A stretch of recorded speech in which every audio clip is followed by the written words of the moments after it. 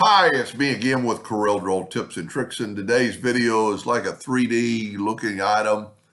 I normally are real careful and not have gaps in my drawing, but I like it with the gaps. I think it looks pretty cool. So we're just going to draw one.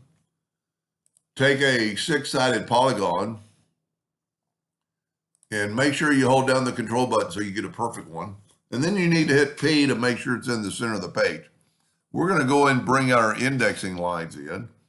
Now, this is where your artistic ability or your personal preference will show through, because I'm not going to make any dimension rules. I'm just going to say make a square about that big, and maybe even, you know what, let's do this. Go on the keyboard and put it to the left. There's several ways you can move this corner. If we take the shape tool and hold down the control button, we'll just get that curve. Now we need it to be the top, so I'm going to hit T. So now it's on the top of that.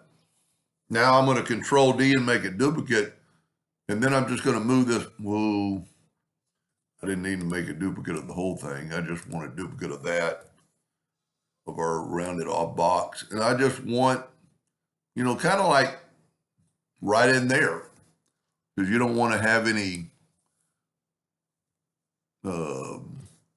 gaps, so you really need to kind of look at that. This is where you can set your nudge factor to like 0.01 and grab this other wall or other square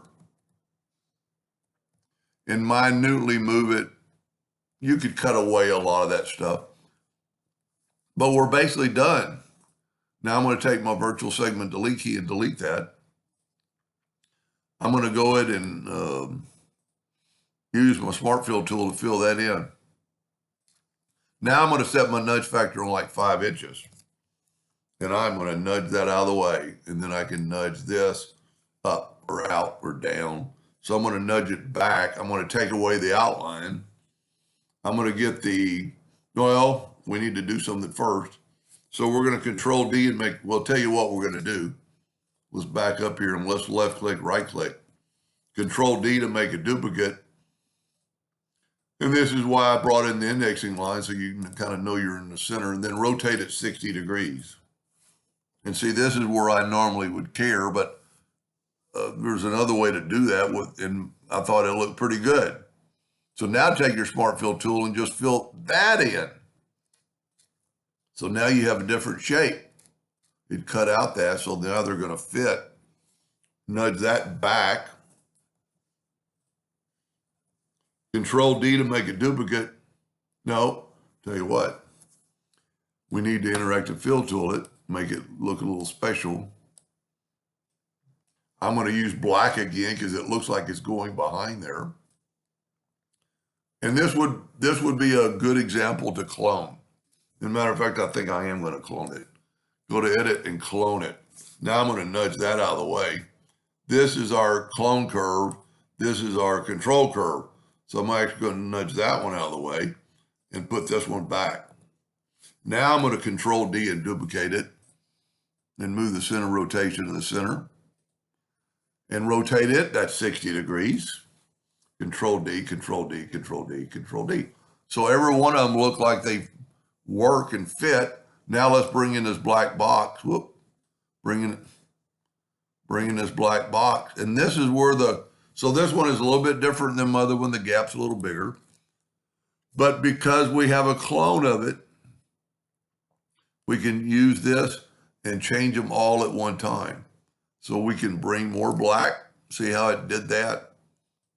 You know, you could change it. I'm not going to say this is going to look good, but we'll bring in a little white. And then let's go ahead and put orange on both sides of it. And it kind of makes it look like it's like a shine pattern. That looks pretty good. I think we need to add a little more darkness to the part that's going underneath. See how just minute. Now you could move this and put a little bit darker. That's pretty cool. take away the indexing lines. Anyway, I hope that helped a little bit. Thank you for watching.